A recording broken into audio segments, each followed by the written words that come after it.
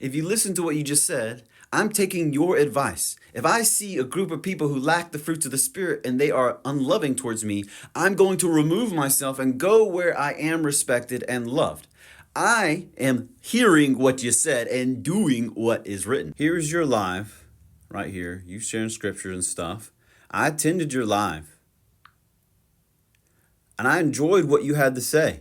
I was there participating in your life. If anything, I was helping the algorithm get more people to come and listen to what you had to say. But you are keeping us all over here. You're not allowing us to participate. You're not allowing us to say anything. You're going on a monologue. Meanwhile, your moderator is muting people and muting me specifically just because I'm participating in the comments. Is it wrong to participate in the comments? I would not be in your live at all. I would not be in your live at all if what you were saying was not true as far as what you were reading, interpreting about the scriptures. But now I'm seeing why a woman should not be a preacher or a priest or a pastor or be a leader, because you have a moderator who's disrespecting people and not allowing me to participate in the live. If you do not want people to comment while you are reading, turn off the comment feature. And how about don't gossip about me when I leave and blame me for helping the algorithm? Claim that you want people in this live, and participating in the community and stuff, but when you have participants, you don't allow them to participate. Everything that you were reading today in 1 John is all about discerning the differences between real Christians and fake Christians, the difference between tares and wheat, the difference between wolves among the sheep. I point out some suspicious behavior and you blame me for commenting. Like I should be here to listen and not comment at all. If this is what you call love, how you treated me and how you gossiped about me as soon as I got down off the live, I recorded it. So I can post it too if you'd like. I recorded it.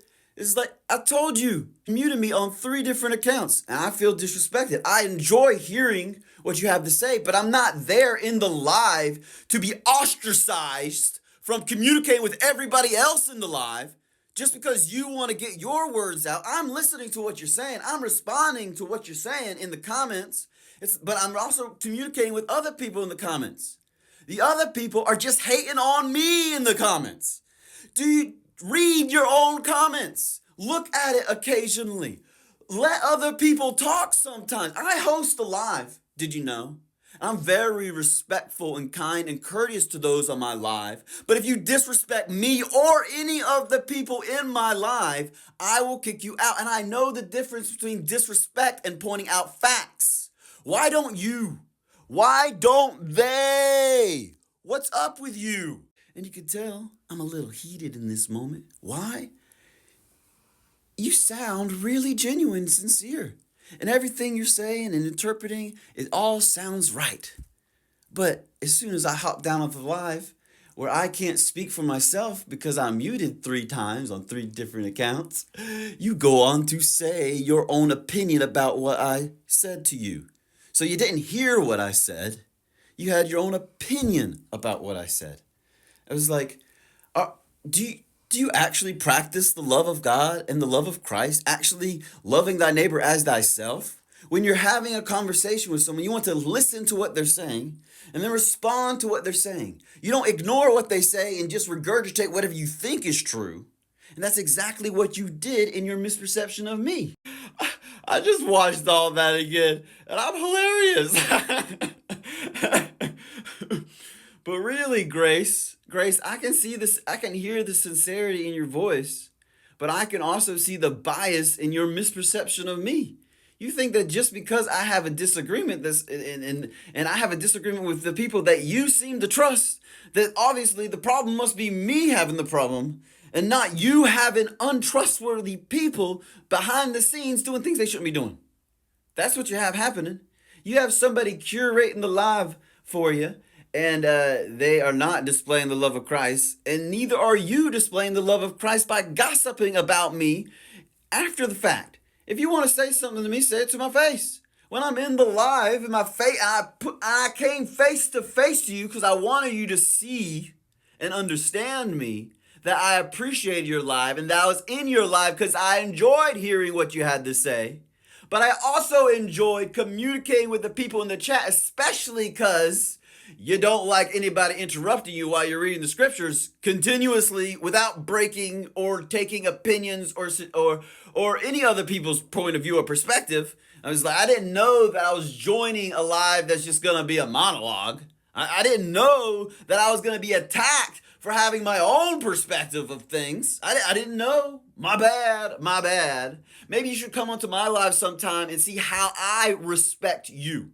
I bet you I'll treat you 100 times better than how you treated me. I bet you. I mean, really, what is wrong with you? Are you so full of yourself that your opinion of this person who says all my friends are awesome, who has an anonymous account pretty much, you say you know her, but I bet you have never met her in real life. I bet she just became the moderator over time because she agreed with some stuff that you said, and you're like, oh, good, praise Lord, sister. Let me make you a moderator. And that's how it happened. I bet that's how it's happened because she is definitely not practicing the love of God, I guarantee you. But hey, you don't have to take my word for it. I got 27 minutes of facts. I have a question. Yeah. I really enjoyed your live so far, but I gotta go. And Okay. And I wanted to say that your moderator muted me on 3 accounts that I attempt to participate in the conversations in the chat below while you're reading the scripture. And she's just a mutant frenzy type of person. I don't know what's wrong with her. But I feel disrespected, so I'm going to go where I am respected and appreciated in the comments and such.